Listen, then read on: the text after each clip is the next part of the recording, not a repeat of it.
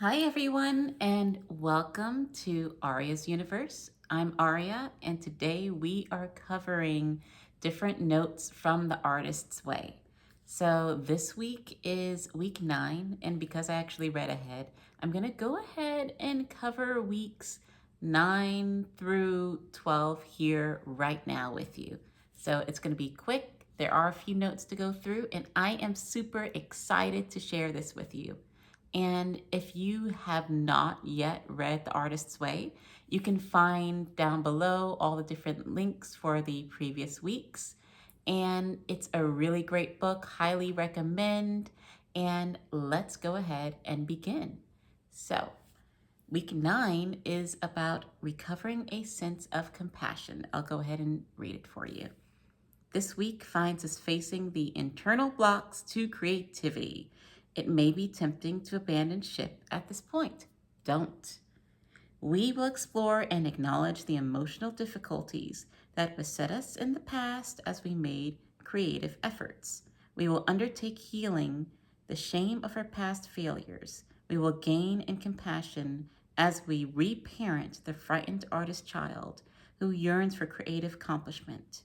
We will learn tools to dismantle emotional blocks and support renewed risk. So, one of the things that I really got from this chapter that I really, really loved that resonated with me is that it's really okay to not be perfect, and hidden inside each one of us is kind of that creative child that when it comes to criticism, they're kind of shaking like a leaf, you know?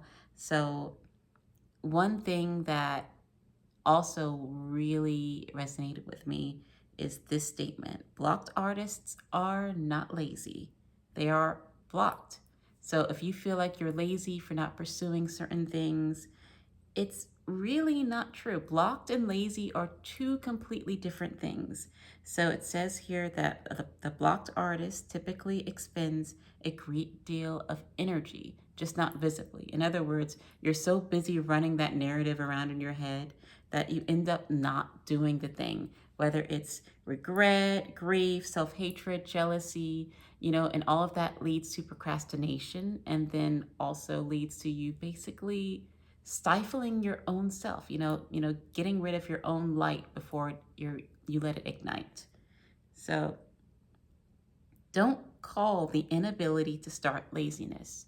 Call it fear. Let's call it what it is. It's like you're afraid to post things, you're afraid to do things, you're afraid to draw things, you're afraid to create things simply based on that aspect of fear. And that is what we need to really seek to get rid of.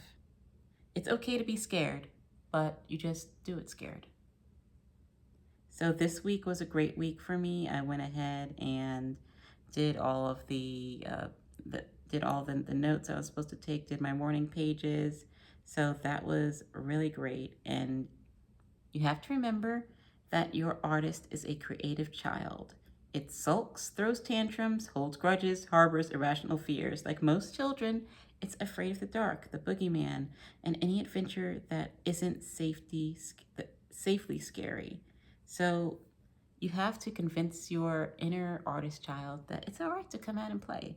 It's great to explore and try new things and do new things and really visualize what it's going to be like when you create that project, and visualize the positive impact that you're going to make on others. That's what really kind of gets me through it. So that is chapter 9 in a nutshell. Chapter 10 is recovering a sense of self protection. So it says, this week we explore the perils that can ambush us in our creative path. Because creativity is a spiritual issue, many of the perils are spiritual perils. In the essays, tasks, and exercises for this week, which I hope you did, or hope you will do, we search out the toxic patterns we cling to that block our creative flow. In other words, what are you doing? What type of procrastination are you doing that's keeping you from getting the art done? All right. So, what are you doing that's keeping you from doing that? And how can we best remedy that? In order to recover our creativity, we must learn to see workaholism as a block instead of a building block. In other words, making yourself work, work, work, work, go harder, hustle, hustle, hustle, faster, harder. That at the end of the day just wears you down. Of course, I believe in action and inspired action, but at the end of the day, if you are pushing yourself to beyond the brink, you're going to break. It's like you're going to not bend, but break. And that's what we don't want to happen, right? So that was one of the main things for this week. And then also, remember, treating yourself like a precious object is what will make you strong when it comes to creativity and art. And really in life, honestly, treating yourself like a precious object, that is what's going to help make you stronger. That's what's going to help give you that confidence to take that inspired action. In the long run, fan letters from ourselves and our creative self are what we're really after. Giving yourself that tap on the back saying, good job, and I knew that you can do it, and I expect even more from you, even more positive impact that you can make on the world. So that's really the main things for week 10. So moving on to week 11, recovering a sense of autonomy. This week, we focus on our artistic autonomy. We examine the ongoing ways in which we must nurture and accept ourselves as artists. You hear that? Accept yourself. Love yourself.